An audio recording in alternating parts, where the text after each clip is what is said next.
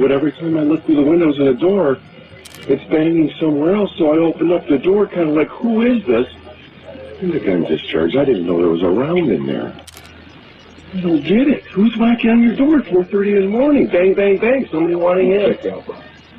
While Theodore may have claimed the whole incident was just a terrible accident, certain aspects of his story just weren't adding up, and detectives were determined to discover if they may actually be dealing with a cold-blooded killer. Homeowner says there was somebody pounding on the door. He opened the door, like to say who the heck's out here, and his gun discharged and shot this black female in the head. She's rescue isn't here yet, but I'm pretty sure she's DOA.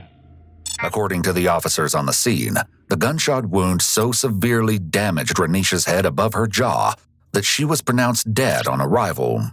Theodore, still in a state of shock, was placed into a police cruiser while the scene was secured and documented. Not really, I mean... What's that, sir? I said that, I don't know, Sit tight a minute. See what we can figure out here. Oh my God. Oh my God. Oh my God. When Theodore first woke up to Renisha banging on his door, he may have believed there was potentially a dangerous force trying to get into his home. His body then may have gone into fight or flight and started to prepare for a potential threat by releasing adrenaline.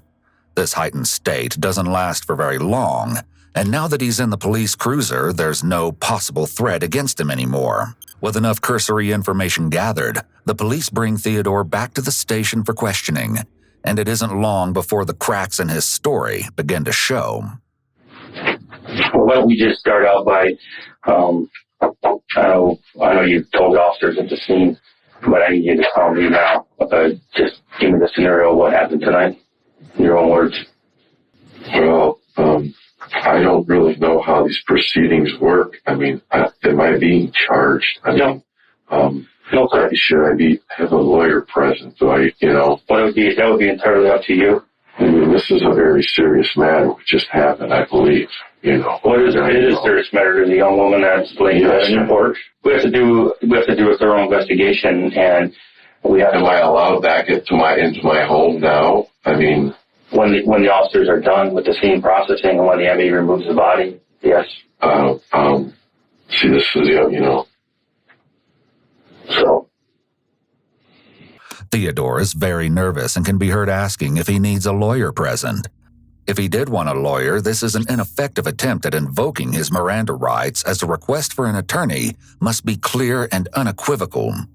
The officer is also being somewhat manipulative here, as he suggests that talking to him is no different than talking to the officers on the scene. While that might make sense at first, this is not the case. The primary job of the first responders is to secure the scene and gather basic information. During the interrogation, however, the detective will be probing much deeper and gathering information about Theodore's possible guilt. Currently, Theodore appears to be looking at the officer as a neutral party who can offer him support and guidance. However, it's important to remember the detective's ultimate goal in an interrogation is to secure a confession. You made a statement to the guys at the scene. Yeah, I heard noises, and it startled me. What these noises were. These banging, prying noises. First on the side of the house, and then front of the house, back to the side of the house, and front of the house. Given the time of day, he may have assumed the person had bad intentions, especially since Dearborn Heights is known for its high crime rate, with the average resident having a 1 in 55 chance of being a victim of a violent or property crime. To compare, the national average violent crime rate in 2021 in the United States hovered around 400 cases per 100,000 of the population. Well, looking out the peephole, I can't see this person, I can't see that, what's going on inside. Every time I look out one door, the noise is going to another one, or the other side of the house. So at this point, are you getting frightened? Is your heart racing? What's going on? Yes, I have no idea what's happening. It was getting louder. I thought at any time somebody was coming through the door or a window. It was getting violent. Where did you... Persistent. Okay. Especially on the front door. Very persistent. Theodore specifically states that he thought someone was going to come in through his door or window. This further displays his belief that there was an immediate threat to him that would justify Renisha's shooting. The defensive tone Theodore takes is also reflected in his body language. With his arms crossed in front of his chest, he's creating a barrier between himself and the detective.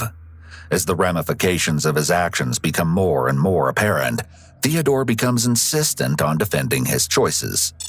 How were you holding the gun when it discharged?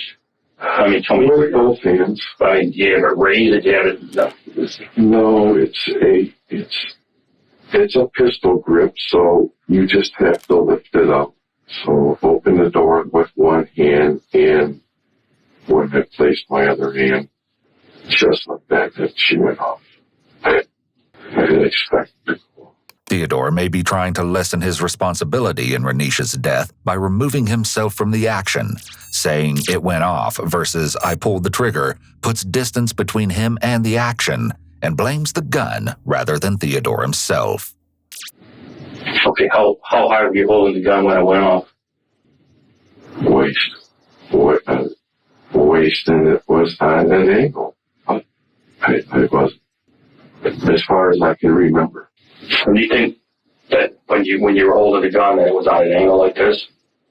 Could it have been like this? If I'm opening the door, I have it. If I open the door, Okay. That quick. It's a pistol grip. Here, the first cracks in Theodore's story start to show. He claims to have been holding the gun at waist height. However, when taking both Theodore's height and Renisha's height into consideration, he would have had to have been holding the gun at chest height, pointed straight out, in order to shoot Renisha in the head. This discussion about the gun placement is vital for the case. Holding the gun at his waist could mean that he was just reacting to the potential threat, and more likely it really was an accident. While holding it higher at his chest height, it means that he could have been consciously aiming it, possibly with the intent to shoot. Based on what the detective has seen, he knows that Theodore can't be telling the truth about the way he was holding the gun. While it's entirely possible that Theodore is being deceptive in order to make the shooting seem more accidental, it's not unusual for individuals who are involved with a traumatic event to distinctly remember some parts, while other parts are fuzzy. This is one of the reasons that eyewitness reports are never as accurate as we think they should be. According to Michigan's Castle Doctrine, you're allowed to use deadly force on someone who's breaking into your home if it's necessary to prevent great bodily harm to yourself. Based on Theodore's own account of the night, by the time he grabbed his shotgun and decided he'd had enough, he wasn't in any immediate objective danger. This, alongside the fact that he opened the door up to the danger with the intention of dealing with it, could potentially negate the Castle Doctrine as a valid defense. I don't even know. I did not look at the body. I didn't stand over it and see where the wound was. I immediately put down the weapon right there on the hallway or, the entry to the front door and looked for my phone. First called here, Dearborn Heights. We're talking boom. And boom. As he prepares to wrap up the interview, the detective brings someone else in to help ask one final question. You have, where do we take his shotgun, shell casing? So we took your Mossberg. There was a spent shell casing in the shotgun, and you had your green shotgun case. We just tucked it in that and took the gun with it. There was one shell casing, so what? There was just one in it all the time, or what? Yes, like I was just trying to explain, I couldn't remember if there was one in it or not. I kept my shells in a separate closet, so I got a little paranoid a few weeks back, got paintballed, so I maybe that's when I loaded it, put it in. I mean, I don't think I mentioned that to you, but I mean, that's what I put one in there or something like that, but I did not realize there was one in there, no. Following Theodore's interview, the police spent quite some time digging through every aspect of the case to make sure there was no crucial detail left out. During this investigation, they found out some intriguing details regarding the hours leading up to Renisha's death.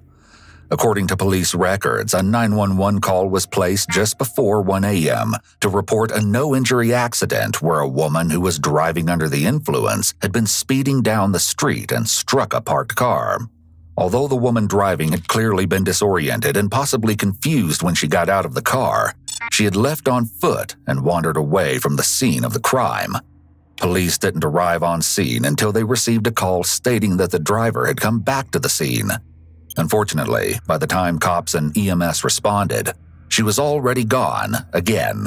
This driver was Renisha McBride, and had anyone been able to stop her from wandering off in her delirious and drunken state, she may never have ended up on Theodore Wafer's front porch. On the flip side, some say Renisha would have never ended up on Theodore's porch if she hadn't been drinking and driving either. You'll notice that was a 3-hour difference between the time that the 911 call was placed about the car accident around 1 a.m. and Theodore's call to 911 at 4:30. To this day, it's unclear where Renisha was during this period of time, but her family believes she was disoriented from her head injury and seeking help. Theodore eventually received charges for murder in the second degree and manslaughter, as well as a felony firearm charge. While Theodore may have claimed that his gun accidentally misfired during his initial interview, this claim actually changed by the time he got to court. Instead, he and his lawyer were insisting that Theodore intentionally fired out of self-defense because he was scared that Renisha was trying to break in. Despite Michigan's Castle Doctrine, the judge ultimately ruled that nothing Renisha did was intense enough to justify Theodore being legitimately scared for his life. In the end, Theodore was found guilty on all charges on September 3, 2014, and received 15 to 30 years for his second-degree murder charge, 7 to 15 years for the manslaughter charge, and finally, a 2-year sentence for the felony firearm charge, with all of these sentences served concurrently. While Michigan may not have the death penalty, Theodore's lawyer argued that the judge had basically given the then 55-year-old man a death sentence, as he's likely to spend the rest of his life paying for his actions. Just when it seemed that Theodore's case was officially put to rest, he made an appeal in 2015 to overturn his conviction. To the surprise of many, the Michigan Supreme Court heard Theodore's case and actually vacated his manslaughter conviction. In Michigan, the second-degree murder statute requires that the defendant acted with malice, whereas the manslaughter charge implies that the defendant didn't. Seeing the contradiction in these convictions, the court determined that having both convictions was a violation